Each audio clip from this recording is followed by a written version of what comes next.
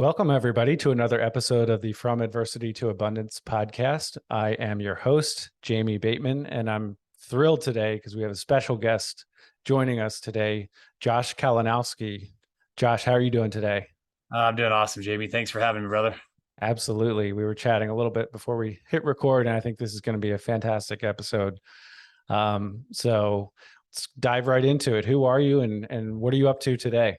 Yeah, you bet, my man. So I am a owner, CEO, hopefully problem solver of a lot of challenging things. I've got a number of companies. I am a father of four, married to a rock star of a woman as well too. And at the end of the day, I think I'm just kind of a goal crusher, really good at doing hard stuff on purpose and gleaning everything I can out of the day. So that's where I'm at now. It's definitely not where my journey started. I will tell you that. That's a great description. That's really good. So, and just real quickly before we jump back into your backstory. So what is it specifically that you do in business right now? Yeah, so I've got a number of companies that I'm either CEO of or co-owner of. So anything from real estate, property management. We have real estate investing as well too. We have a roofing company, a media company, and I had a gym at one point in time. This is something you and I kind of talked about. Finally, actually shut that down. Okay. Partnership wasn't the best, and it wasn't really. It was sucking more life out of me than giving me life. And so we actually shut that down this last year. And then right now, one of the things that we've been really super focused on is a group called Man Made. And that is like a super big passion of mine that finally getting to the point in my life where I have a little bit more freedom to do that and kind of chase and build that company. That's awesome. So you have nothing going on then. Got it. Pretty much. Exactly. Yes. Very No. easy, calm days. Yeah. So I have a feeling this is going to be, you're just, yeah, I think you're the ideal guest, I think, for our show. So I can't wait to get into your story. So yeah, dive into your backstory. You can start off, wherever you'd like. Obviously we're trying to focus on some hardships and some how you got through that adversity, what lessons we can pull out of that for the listeners, and how all of us can benefit from, unfortunately, from the adversity that you've been through. So where would you like to start? You bet, man. Well, I grew up in a very small town, Casper, Wyoming. So, as a good athlete, I was a big fish in a very small pond, and I had an opportunity to really go and chase the dream. I got drafted in baseball out of high school. Ended up going to well, first of all, I was going to go to University of Notre Dame, which was like for me the New York Yankees. It was like I remember watching Rudy when I grew up. Notre Dame Yeah. was the epitome of what I wanted to do as a young man. That fell through at the last hour, unfortunately, but I did go to a junior college. I got drafted once again my freshman year, and then signed my sophomore year right before I actually went to the University of Minnesota. I was really excited to go to the University of Minnesota, even though I am a very warm weather kind of guy. Don't know why I'd want to go back up there, but they did play in the Metrodome, so that was very That's cool. exciting to play in a dome. And I Nice. actually loved the campus. Great people, great coaches. But I had an opportunity to get drafted by the Colorado Rockies, signed as a second rounder. As a left-handed pitcher, had a phenomenal year, and got to chase my dream, man. I was living the life. I was, I didn't have any responsibilities, wasn't married, didn't have children. The only thing that I was focused on was myself, my sport, and the future career that I was pursuing. And so did that, had a tremendous amount of success. We can edit that out. The other thing too, by the way, we can make that into many stories, right? But had a lot of success as an athlete, and unfortunately, at the age of 26, after a number of surgeries, the jersey came off. And when that jersey came off, my whole entire identity came off. My purpose died, and all the confidence that I had at one point in my life died. And so I left the game broken physically, mentally, and emotionally, and really became a shell of a man. At that time, I was married, and my wife was having to put up with now this guy that was so confident in himself. And then, of course, from there, lacked the confidence, at least internally. Obviously, I didn't want to let everybody know that externally. So pursued, I came back home, tail between my legs, back to Casper, which I never, ever would have thought that I had to come back there. So And let me just real quickly yeah, stop. Just the it's not quite as dramatic, I don't think, but I can in some ways relate. I was a fairly high level collegiate lacrosse player, and uh, yeah, as a kid I played baseball, but once I tried lacrosse, I was like, this is awesome. But my I never played professionally or anything, although did get some calls for the indoor lacrosse league. But yeah, the I remember just being, once my senior year was abruptly ended, it just, your career is over. And so again, not identical story, but my entire identity was wrapped up in that. And it was honestly probably one of the few times my wife has seen me cry, to tell you the yeah, truth. And because I just was just crushed. And so I can relate on some level. It's, people who maybe weren't athletes might think might not quite get it, but when that's who you are as a person, pretty yeah, much, it's devastating. So yeah, yeah. so you had to return home in a humbled fashion, I guess it sounds like. Yeah, I mean, completely humbled. I once again, when you're in a small town, you're kind of the hometown hero, and we had a number of Right. other baseball athletes that had come out of Casper, so I was the next great thing, and also in a small town too. I mean, I was a very good athlete in other sports, so there was a lot of notoriety. You got the Sure. last name Kalinowski, you can't really forget that, good or bad, right? Right. Um, and so yeah, so I mean, for me, and I didn't come home because I felt like, okay, it's a safe haven. I came home because I was broke and I didn't know what to do. And really, you and at that time, go ahead. you were out of options, it sounds I like, right? was, yeah. I mean, Yeah. my wife was going to school. She was becoming an RN. She was down in Denver, Colorado.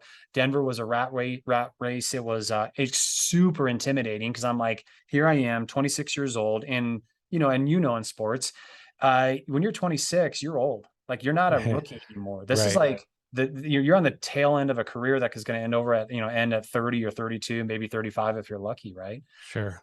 So my mentality was I was too old to go back to school. I was broken and I don't know what to do. And so my father, as great of as a man as he is and was at that time, he didn't have a lot of words of wisdom for me. Hmm. He just Hmm. said, well, hey, listen, why don't you come back? You can sell my homes because he was a builder. You can get your real estate license and then, hey, listen, it's okay. You move on to the next chapter of your life. I know it was Hmm. hard, but he had no clue how hard. Right. Right. Right. Um, I mean, he was one of my biggest allies and a great friend of mine growing up. He was, Sure. not just a dad, but he was super close to me as well. And but he still didn't have a clue of how hard and how bad that was for me. So Right. I came home. I was completely humiliated in that sense, and once again broken. Uh, my wife came back eventually as well too when she graduated. We started a family. I got into real estate. It was 2006. The market's going crazy. I'm Yeah. going, okay, I can drown my sorrows in the success that we're having in this. Maybe this is what I'm Hmm. supposed to do. Of course, obviously 2008 comes and it was devastating. I'm questioning everything in life. And Hmm. even more so, I'm questioning, am I just going to be a failure forever? And long story short, at the age of 40, finally, at the age of 35, I started getting into Dave Ramsey. Started to Uh-huh. figure out, okay, well, this is kind of cool. I like this guy. I love his leadership skills. He had this Right. really great formula: focused intensity over time multiplied by God equals unstoppable momentum. I grabbed a hold of that and I just lived it. And I said, Mhm. okay, I'm going to have focused intensity, and I know it's going to take time, and I'm going to multiply this by my faith and as a man of faith, and I Mhm. know that it's going to create unstoppable momentum in myself. And so I did that. I read one of the greatest books, a book that I recommend to everybody, every man, Play the Man by Mark Batterson. Huh. Okay. Complete game changer in my life. And it gave me a greater, like a vision for what I could potentially become, that I wasn't broken, that I could be healed, that I could pursue greatness in my life again. And that path and that journey has led me to this day where, I'm out there and yeah, the pain still hurts. The pain of the past still hurts. I Right. wish I would have been able to retire in San Diego on a golf course with my family because of 20 years of playing the sport, but that just wasn't my destiny. It wasn't what God had in my purpose. And, 99% of the time, I'm really good with it. But of course, there's always those 1% times you're just going, what if, and why not? Sure. Well, I think it's a great example of, or it kind of solidifies the point like I bring up on the show regularly, which is it's not like you just had a period of adversity and then you flip the switch and now it's all abundance. It's a bit of a roller coaster. It sounds like, and you're still going to face adversity going forward, right? And I am, and everyone is. So, which is the kind of the point of the show, is for us to be able to pull out, lessons learned from, sounds like, two major periods of adversity that we're talking about. One is the the end of your professional baseball career, which is much more involved than just that statement. But and then secondly, the 2008 and kind of financial crisis, and so two kind of professional related. You use the term failure. I don't necessarily see it that way, but major periods of adversity. What would you say, kind of, you touched on this already, but what was kind of common between those two periods how you were able to, what were you able to focus on? What got you through those two periods? Yeah, I mean, I think, obviously looking back at the time at the age of 26, I realized how immature I was in so many other areas of life. Very successful in certain aspects of it, but I feel like, once again, as you look at so many guys, and men and female, but my passion is guys because of what we're called to do as fathers and as husbands and as business owners and as leaders. I look at how one-dimensional and two-dimensional men are, as opposed to being this three-dimensional guy. And I was most certainly that. I was one-dimensional at best. And so it really, what ended up happening through that adversity, it exposed the shallowness in me. It exposed really how much I needed to grow in these other areas of my life, especially with this new responsibility of being a husband, the soon to be responsibility of being a father. And so I was able to grow through that. I mean, it's painful. It was hard. And, but good. Sorry, Matt, can you drill down on the three dimensions real quick? What do you mean by that exactly? What's the one? What's I mean, each dimension? Yeah, I mean, it really, it can go to, like, if you went three dimension, it'd be like business, health, and life, right? Sure. But really, what we talk about and what we believe in is five foundations that everybody should have in their life, and is a very specific sequence in it as well too. So, first foundation is faith. Faith, not only, I believe, in the spiritual aspect of life, but also faith within yourself. If you're not building that faith within yourself, you cannot be as strong as you need to be. You cannot have the responsibility that you want in a greater fashion. And so that's a very, very important, and it's got to start there too, because once again, if you don't have those principles in your life, how are you going to have success and be the best father, mother, daughter, husband, wife, all these? So you start with that faith foundation. Of course, it moves into family.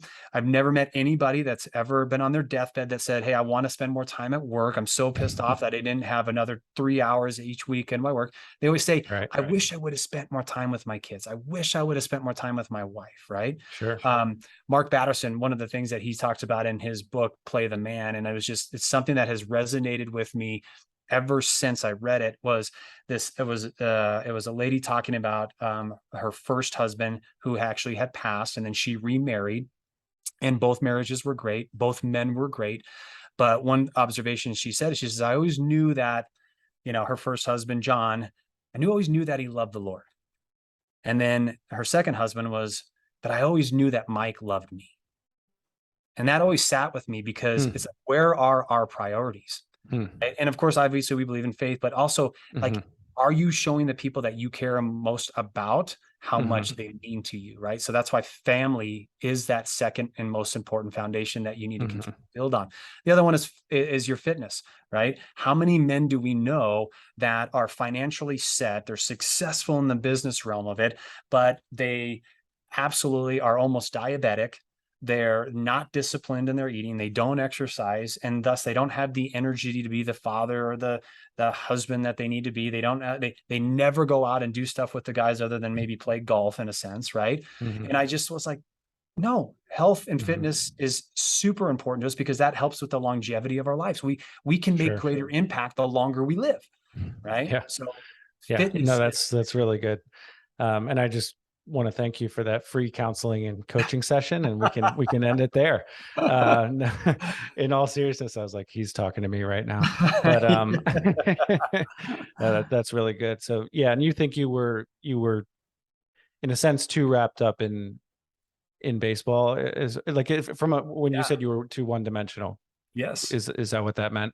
Yeah, I mean, basically, I had my foundations all jacked up, right? I mean, the most important thing. So you go into fitness, and then of course, finances got to be there, right? We know that, like, we need to create abundance. We need to create wealth in our life. There's Right. nothing wrong with that. That is a Right. fantastic thing that we should be desiring as well too, Sure. right?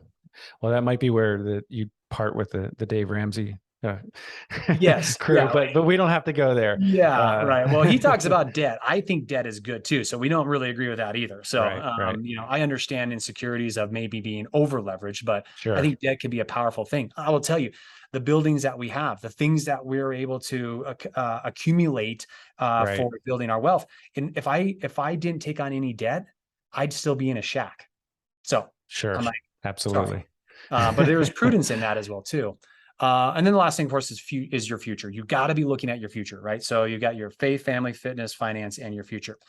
I will say that the one dimension of me was, it was finance and it was fitness. That was it. Got it. And even my fitness was messed up too. It wasn't like the prioritizing of really what do I need to be focused on it. It was more of the, how is my outwardly appearance looking to make sure that my fitness is awesome, right? So that was Right. why I was one dimensional. Got it. No, it makes perfect sense. And I think, and one of the, I would say the most common theme that I've been able to pull out of the 25 episodes we've done so far is, at some point there's a switch mentally, with each guest and each of their stories, from focusing on themselves to focusing on serving others. And future makes sense because the other four really tie in, they all relate, right? And so the other four are really focused on the future. And but it sounded to me like you, in each of those five principles, when you were talking through them, you are focused on their importance in the way that they affect other people. It's not, it sounds like your fitness used to be, how do you look for yourself? Yeah. Yes. And Yes. nothing wrong with that. I mean, Yeah. Or it's good to others that look I good. was attracting. Sure, but it was attracting for you, right? I mean, Yes. and this is not me judging. I'm just trying to Yeah. analyze No, here. you're absolutely right.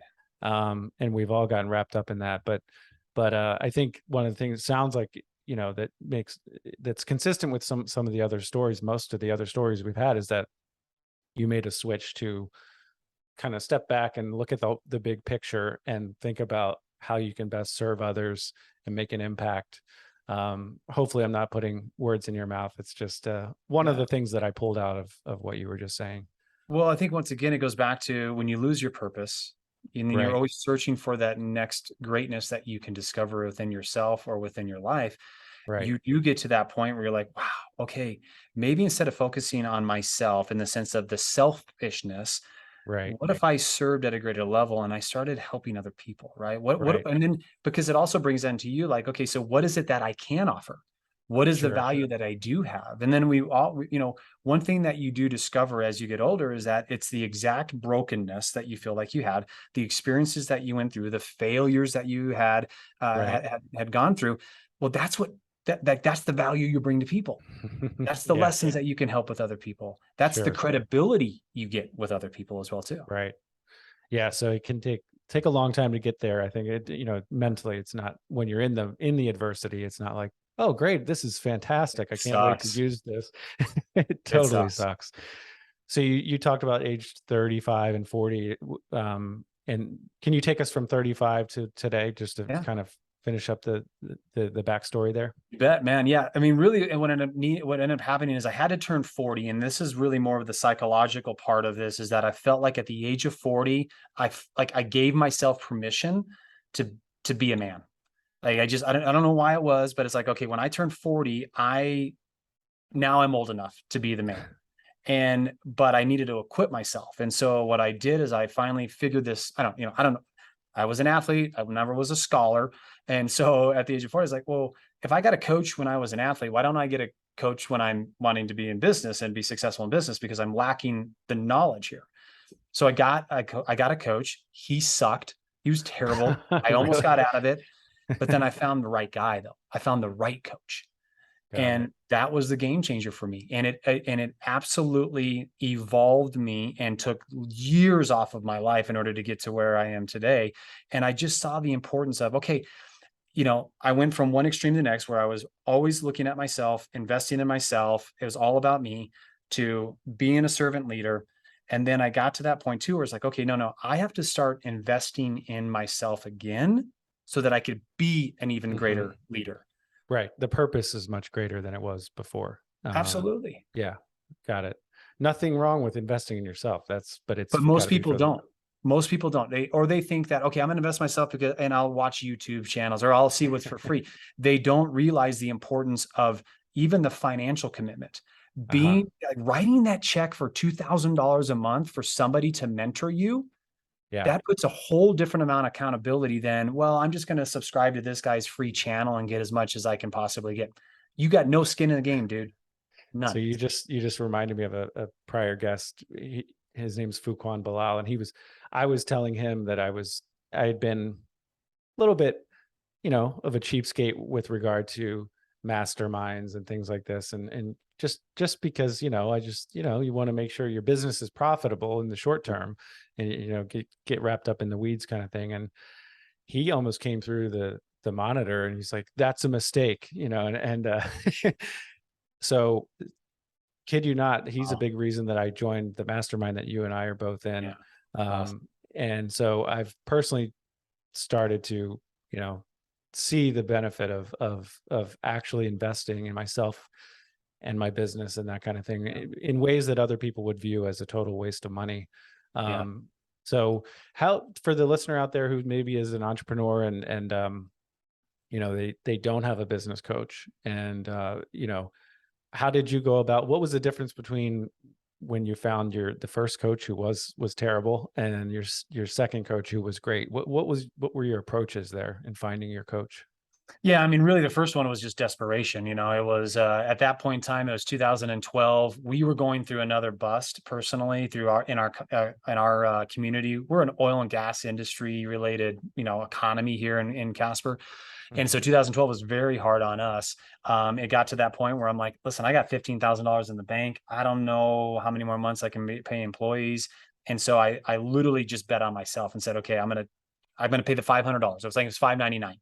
Um, and then once again, when that wasn't working out, is like, okay, well, who do I know? And then I had a really good friend that was, he's kind of a mentor already. I Mhm. just wasn't paying him. I just would ask him Mhm. for advice. And I said, if there's anybody in my life right now that I want to be mentored by, it's this guy. And so I just reached out and I said, hey, listen, I'm paying my coach this.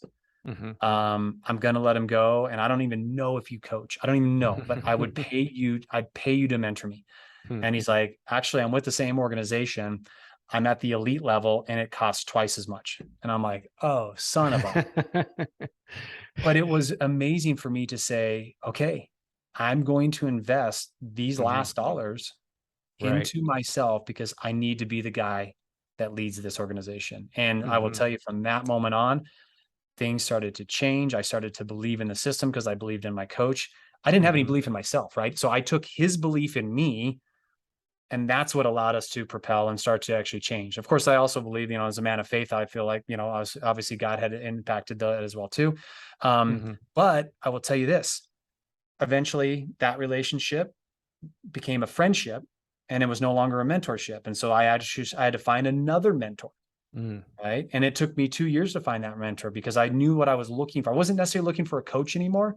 I Mm. was looking for a mentor. I was looking for somebody that was going to walk beside me. And then also the value, like with the mastermind that you and I are in, is not necessarily all about like the content, Mhm. but it's the Right. community. It's Yeah. the people. Who am I Right. going to get connected with? Who's going to be the contact that's going to help change that and help me grow? And it's not always monetary, right? Yes, financially, it'd be awesome if we were able to grow each other's businesses and we saw that financial success. But honestly, it's the other stuff too of like, man, you're helping me become a better father. You're helping me become a better decision maker. You're building my confidence so that I can go and do other things in my life that are more important. And Right. that is what's given peace. That's what's given me excitement. That's why the man that I am today is here right now with the excitement and the joy and the determination is because of everybody that I'm surrounded by now with. Yeah, that makes a ton of sense. That's really good. As you were speaking, I thought there is a, not to get too off on the you know, religious path, but isn't there a Bible verse about your where your treasure is, your heart will follow, or something like Yes. that. Yeah. So it makes sense that you kind of had to make, when you make that financial commitment, you make a mental and emotional commitment as well, Yeah. and so it's bigger than just writing a check. Um, so that's really good. And then, like you said, it's not just the financial benefit that comes back with these masterminds and coaching and mentorship. It's much bigger than that, which gets to the five F's, right? Yeah. Mhm. So yeah, it all comes full circle. So Yeah. that's really good stuff. Before I get into some more rapid fire questions, is there anything else as far as kind of lessons learned that you could take from the adversity that you've been through that our listeners could take away and apply in their own life? Yeah, I mean, I think the biggest mistake that I think we make is we look at people's successes and feel like that's exactly how their day to day is. And so they just never have to deal with issues. You and I were kind of talking a little bit about like just the challenges of business, the challenges of life. And what I would say, and I just want to, I want people to remember is that, the challenges are always going to be there. When you're doing great things, you can't help but have tough situations because you're constantly growing, you're constantly evolving, you're doing new things that you don't even really maybe know how to do, but you're challenging yourself to step into that arena, right? But what it does is it allows you to have the armor on to deal with the situation. And it empowers you to look at that situation not anymore as a victim, but as an opportunity to say, okay, I'm going to learn something through this. I know that I signed up to do hard things, but you know what? Because of the person that I want to be, maybe not the person I am yet, but because of the person I want to be, I'm willing to go through that challenge, right? You have difficult challenges probably multiple times throughout the week. I have difficult challenges and conversations multiple times out of the week. But Hmm. because of who I want to be, Right. I'm willing to step into that. And I will tell you, that's when you know that you're following your passion. That's when you know you're following your purpose. And so Hmm. don't avoid the challenges, don't avoid the difficulties, because that's how you create personal integrity. That's how you create authority. That's how you create a life that you are desiring to pursue and get through, because you don't want to stay Hmm. there anymore, but you want to Right. get through. That's the, yeah, that's the kind of interesting balance I find with this, with, doing these shows is everyone talks about the benefit of the adversity and the pain, but then, we don't necessarily seek it out. But I think it is extremely comforting in the moment to know, no, life isn't supposed to be easy all the time, and there is going to be benefit that I will receive and others will receive because of this pain and challenge and hardship that I'm going through. um, doesn't mean it's not difficult, but it just adds more value and purpose to that adversity. So yeah, that's really good. So I'm going to fire off a few rapid fire questions if you're good with that. Sure, buddy. um, what do people misunderstand about you? Oh, brother. Oh, man. There's probably a lot, right? Um, you know, I think because I'm such a driven guy, and I have such high standards on myself, that I think what's misunderstood obviously is that one, either I don't fail a lot, that I don't have internal struggles or lack of confidence in certain areas, Mm, that I know all the right answers. mhm, Or I would say too, for those especially that are not even in our circle, but maybe they're just from the outside looking in. I think a lot of people think that life is perfect, and it's so far from that. mhm. Yeah, it's really good. If you could go back and give your 18-year-old self some advice, what would it be? Um, I'd say two things. One is enjoy the moment. I was always looking at the future. I was always looking at the final destination. So my head was down. I didn't build those relationships. I didn't enjoy who I was around for the most part, or build and build lifelong relationships with guys. Mhm, So enjoy the moment would have been one of it. And mhm, the other thing too is that I also am a firm believer that there is no plan B. I'm still living plan A. It's just this is what God's choice was, not mine. So if I'm still on plan B, it doesn't matter all the things that have happened in my life. Those were all the things that I needed in order to be where I'm at now. It's really good. I haven't heard it phrased that way. That's really good. Um, if you could go back and have coffee or a drink or whatever with maybe an ice cream, I don't know, with any historical figure, who would you choose? Oh man, any historical figure. Oh, Doesn't have to be the greatest person ever, but just, sure. somebody that comes to mind. Yeah.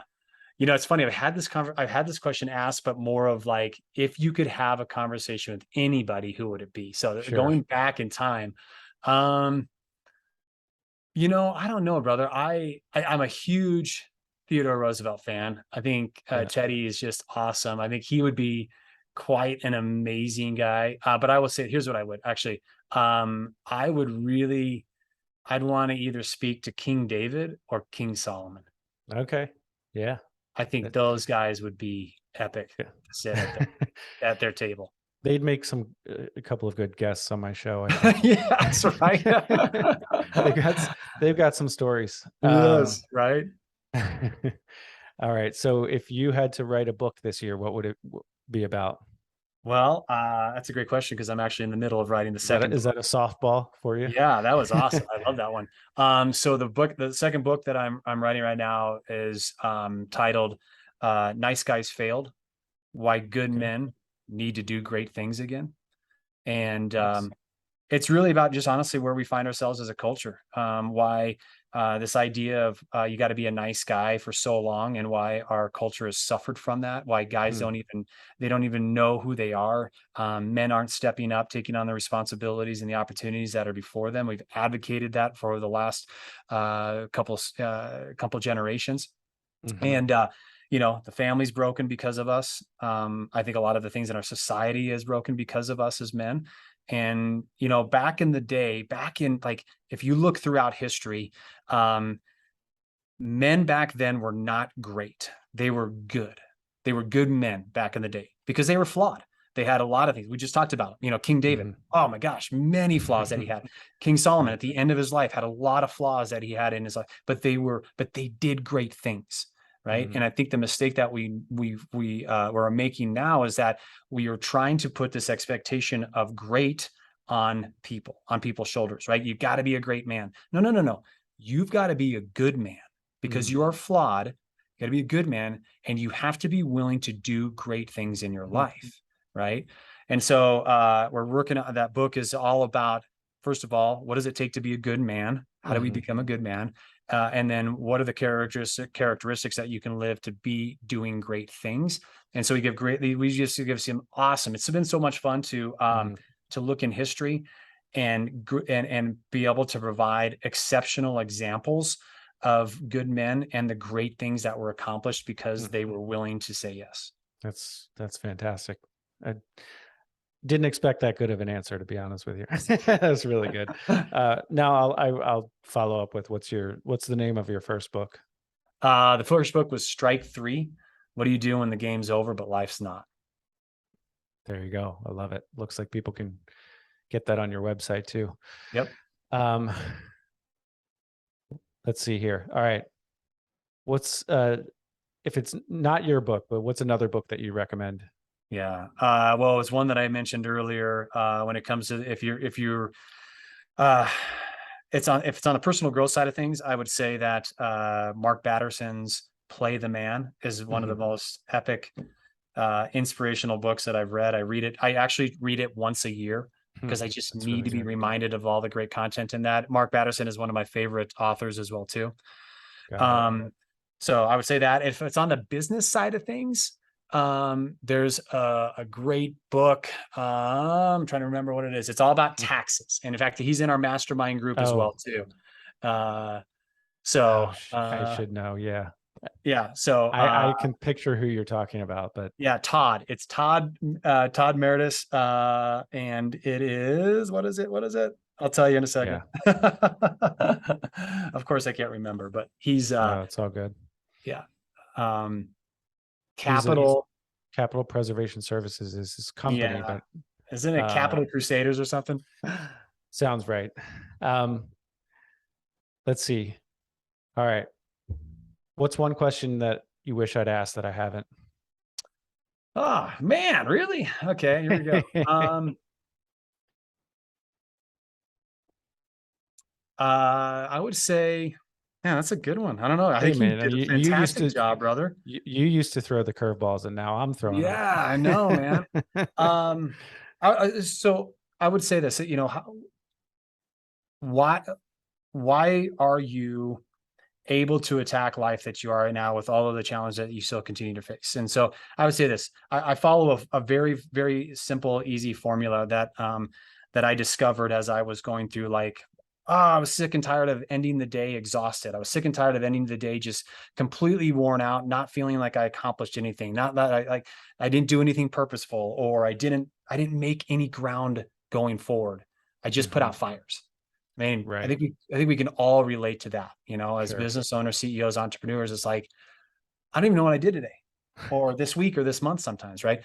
So the Yeah. formula that I use that really has brought life into my day is called the PILL, PILL. And I won't Okay. go too deep into it. You can actually, if you go to joshkalinowski.com, you'll find out, but it stands for every day do something painful. Every day do something intentional. Every day do something that you're lazy at. And then every day do something that you love to do. And then Hmm. I can give you, and we go into much greater detail in that and what that looks like. But those are the 4 principles that you can do on a daily basis that will give you fulfillment every single day. Yeah, that's awesome. It sounds very doable too. I mean, Yes. it's practical. That's really good. So before we wrap up, why don't you talk a little bit more about your own business and businesses, I should say. Mhm. I am curious, not just with your coaching, if that's your primary business, but Mhm. the other businesses. Just kind of how does that all work? What does your day look like from a business standpoint? How do your businesses all kind of play together? Yeah, you bet. So I really have developed it in an aspect of this is if you think of a wheel and you've got the hub at the middle of that, right? The hub is real estate. And as I was looking at, because we are so volatile as a market, you never know when you're going to go into a recession here. I wanted to Right. insulate myself as much as possible. So what I did is I created companies that aligned really well with real estate. And so we diversified into property management. I diversified into our personal portfolio of our own properties that we have for investments. And of course, I've got some business partners as well too and on other ones. We have a roofing company. My father was a builder, and I always wanted him to get into roofing because I'm in real estate. We're looking at roofs every single day. There's always weather and inclement weather that's happening. So Mhm. we diversified. We got into that. He's still a business partner, even though he's retired, and he's just kind of the guy that receives a check, which that's awesome. My father deserved it. He's worked many, many years in order to do this. Nice. And so we've got roofing company. We have a media company. Once again, for all of our companies, it's important for us to get our names out there to be recognized on the social media aspect of Mhm. things. And so we have a internal media company that runs all of the stuff for our companies. Mm. And then the one that's just really kind of outside of that is what's called Man-Made, and that is a group that is it's an exclusive group for retired professional athletes, Mm. veterans, and current professionals such as Mm. yourself. Mhm. And so it's an exclusive event or exclusive space for men Mhm. to find their tribe, guys that will push them, that will hear them and then appreciate them. Now, why? So I am a veteran as well, but I'm just curious why veterans in particular. Yeah, because I think veterans are very much like the professional athletes, where when the uniform comes off, you lose your identity too. Sure. You Yeah, you that's true. you live life at this level of excellence Yeah. for so long, and then you get into normal life, and you're like, Right. why is everybody so average? Yeah. I was in the reserves. I did do about 4 years of active duty time, but Yeah, I didn't have the same. Mine was tied up more in sports and that kind of thing. My identity. I totally get what you're saying. A lot of these guys that come in, join at 18 or 17 and get out 20 years later, and it's like, now what? yeah, They don't know which way is up. yeah. So that's awesome. So if you were to, and I know we got to run here, if you were to, like, how do you approach starting a business? Like, say next year, you're like, you know what, Yeah. I'm going to start an eighth business. Need Yes, another spoke on this wheel. sure. Yeah. What does that what's your first couple of steps? What's your approach there? Yeah, well, we are actually going to start another business. We're actually we're getting into solar, Okay. which I think, and the reason why is because it's a tremendous complement to our roofing, and it's a complement to our investment portfolio. It's a complement to real estate, and even a complement to our property management. So once again, it fits in that line of our spoke, right? Sure. Right. And we can use multiple resources already. So I don't have to get another CFO. I already got a CFO. I don't have to get another media company. We got a media company, right? I don't necessarily have to get another lead guy because we've got lead people already, right? So Mhm. I will have to get a salesperson. There's no doubt about that. Mhm. I will say that one lesson I have learned is I don't want to start anything from scratch anymore. I don't want to just Yeah. reinvent something and be like, okay, I'm going to do this on my own, right? Like I don't need. What I look at is like, what are the existing opportunities? Can I Right. buy a company or can I partner with a company that they're already got the systems in place? They already know Sure. the processes. They've already got all the materials. And then let's bring them in here and then we can multiply from there. Yeah, that's really good. I love that approach. I mean, it's just everything you're talking about. It's very practical, and why reinvent the wheel? It was the spokes again, Yeah. but Yeah. but you can maybe take something that's existing and make it better, or make it more efficient, or something like that. But Yes. I do mortgage note investing, and then we started a loan servicing company, which is related, and now I'm a client of that company, and Yeah. it's not something entirely different, where I'm not starting an automobile company or something. I Yeah. would have no idea what I was doing. So Exactly. that's really And good. I've made the mistake in that. I made the mistake. That's why we had a gym. I didn't really, I'm a fit guy, but I'm like, I don't really know Yeah, how to run a gym. And sure. that's why it failed. Gotcha. Yeah. Curious about the property management company, because I've debated with that, myself on that one. Because Recession proof, man. I do have pay a couple property managers. I'm like, I bet I could do that. But anyway, Josh, this has been fantastic. I know you have to run. I do really appreciate you coming on. Any final thoughts, or ways our listeners can reach out to you? Anything you want to touch Yeah. on? Yeah, absolutely, brother. Well, two things, real quick on the business side of it too. Yeah. Don't make the mistake that I'm running all of the businesses either. I'm the Right. visionary, and my job is to hire the integrators. And that has been a nice, great evolution in my life, knowing that I've got to step away from the day-to-day operations of a lot of these things, find the right person in that seat. It might take a while, and it's taken me Hmm. many, many years to get to that point in my life. I'm still Hmm. involved heavily in a lot of things, but I have great integrators that are doing the day-to-day operations. So if you have multiple companies, like I say, you need to have that just for your own Yeah. sanity. The who, not how, is coming to That's mind, it. but that's really Yeah. good. Good advice. Yeah. I would, yeah, they want to follow me. I do a daily, well, I try to do it daily, on Instagram. I give you the first 15 minutes of my day, 8:30 Mountain Central Time. I call it drive time. I give you, I just talk about a challenge that either I'm facing or that I want to challenge you with, in a sense. So you can follow me there. That's a great way to follow it. Guys, if you are looking for your tribe, you're looking for guys, if you're a veteran, once again, former professional athlete, or if you are a current professional running company, something like that, and you don't have your tribe. You look around you and you're like, I'm sick and tired of just finding guys that want to settle and be one dimensional. You can go to man-made.org. We do awesome alpha camps that we go and we do epic stuff. We went and climbed the Grand here in Jackson Hole, Wyoming. That was just unbelievable. And we do Nice. really phenomenal things with guys to help push them, all in an environment that helps to build the man again. So Love it. Yeah, you're doing some fantastic stuff, Josh. It's really, I hate that you had to go through the pain and the adversity that you did, but I think because of that, you've been able to multiply the impact that you're making. So I just want to thank you again for joining us. I really appreciate it. thanks, brother. It's a pleasure to be on the show and so good to meet with you, dude. Thanks, man. And to our listeners out there, we appreciate you spending your most valuable resource with us, and that is your time. Thanks, everyone. Take care.